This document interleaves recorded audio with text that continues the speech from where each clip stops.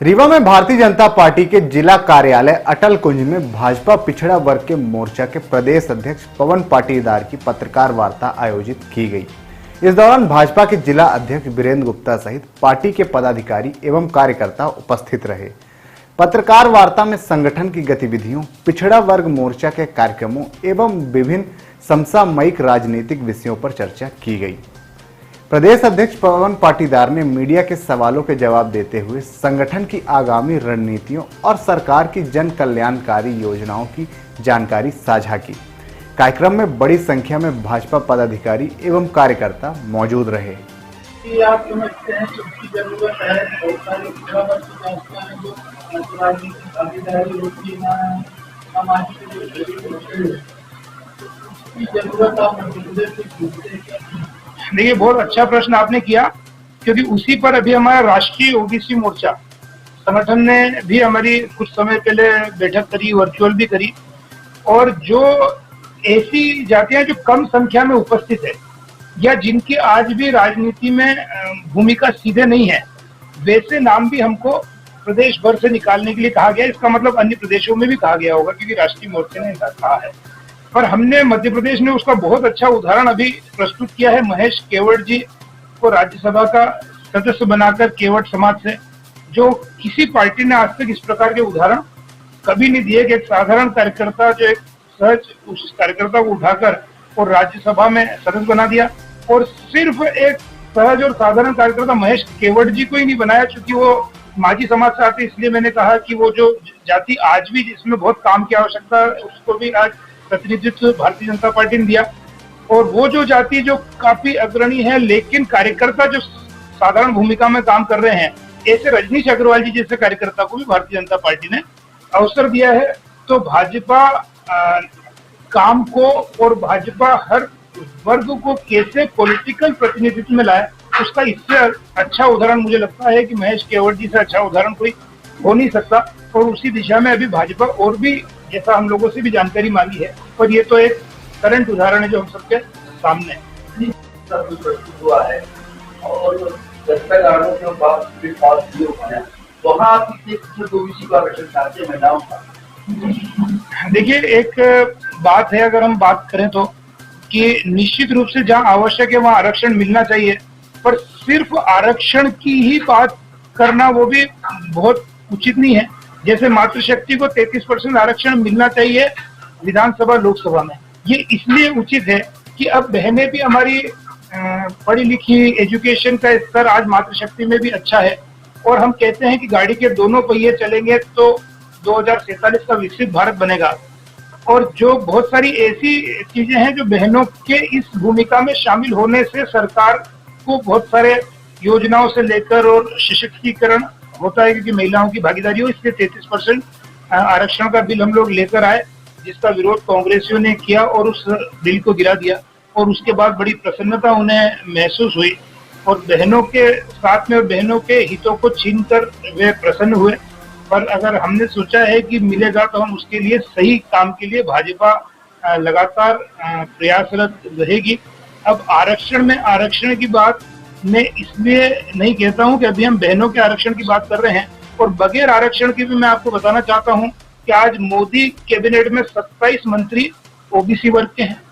Mohan Yadav ji OBC वर्ग के हैं। हम वैसे समाज जाति की बात नहीं करते, हम क्योंकि मोर्चे का काम है, इसलिए मोर्चा उस वर्ग को जोड़ने की बात करता है। उसके लिए कहीं कुछ करने की बात है तो वो बात हम करते हैं। हम तो विचारवान दल के कार्यकर्ता हैं, तो हम मात्र आरक्षण की बात नहीं करते। और हम वैसे भी आज हम बात करते हैं मोदी जी, आज हम बात करते हैं शिवराज जी, आज हम बात करते हैं बाबूलाल जी गौड़, हम बात करते हैं उमा भारती। तो हमने तो बगैर कहे कितने ओबीसी के हमने मुख्यमंत्री दिए। आप कांग्रेस को उठा के देखेंगे तो आपको दिख जाएगा कितने ओबीसी के मुख्यमंत्री उन्होंने आज तक इस मध्य प्रदेश में दिए हैं। तो ओबीसी के साथ सदैव अगर उनके हित में किसी ने काम किया है तो भारतीय जनता पार्टी ने किया है।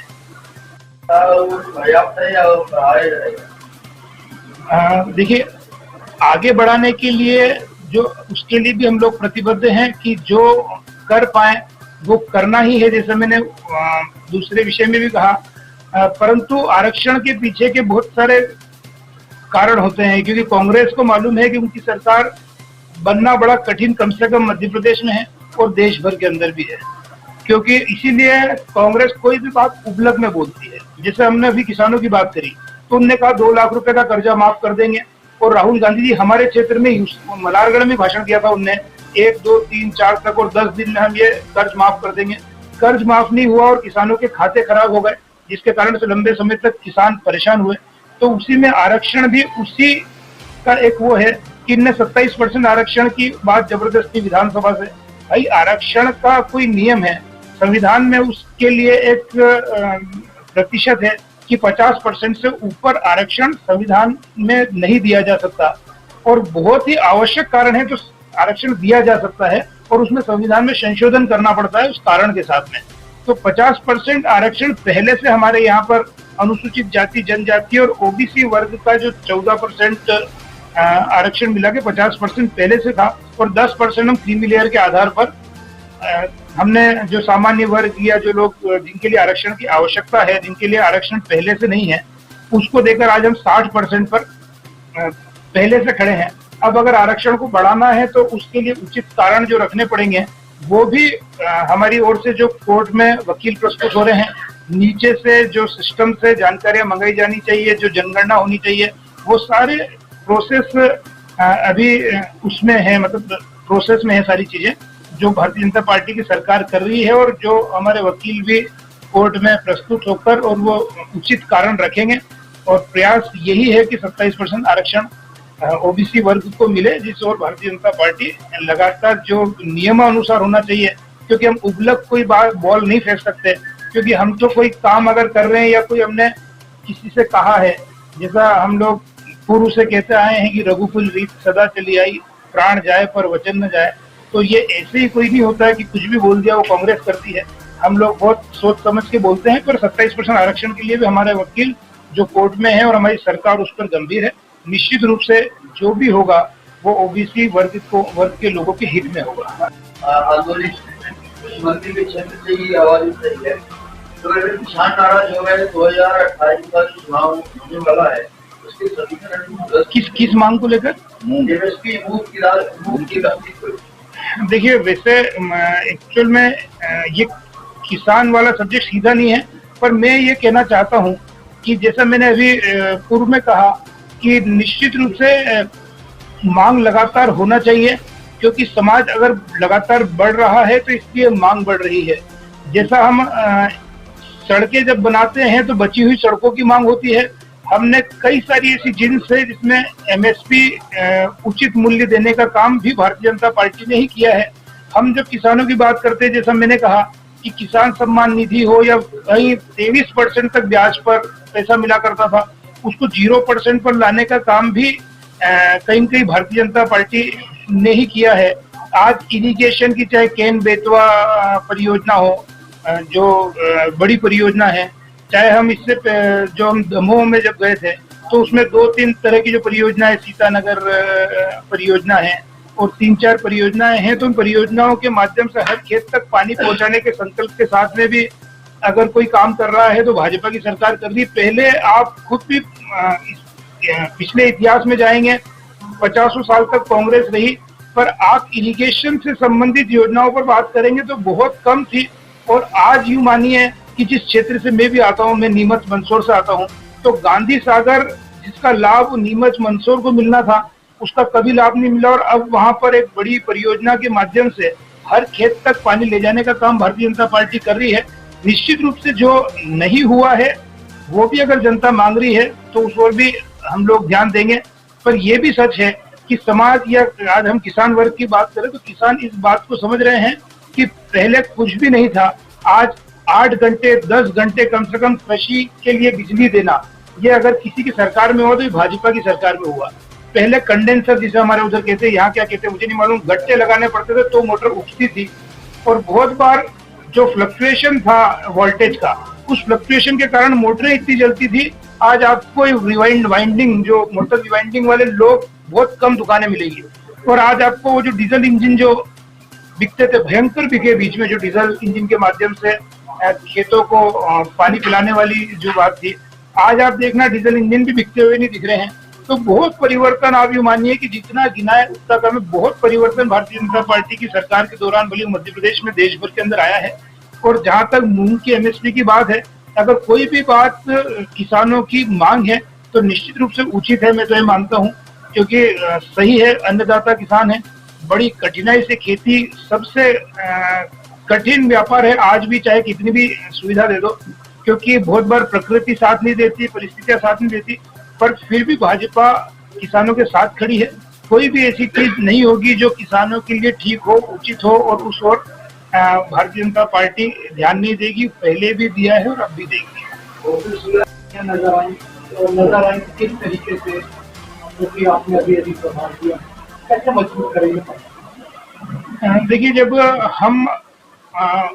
ओबीसी वर्ग के हमारे कार्यकर्ताओं से बात करते हैं, पहले तो जनप्रतिनिधियों से बात करते हैं, तो कहीं न कहीं इतनी योजनाएं भारतीय जनता पार्टी ने बनाई है और योजनाओं का लाभ भी सीधे सीधे मिल रहा है। हम जब लाभार्थियों के बीच में जाते हैं और लाभार्थियों से जब हम बात करते हैं कि मातृशक्ति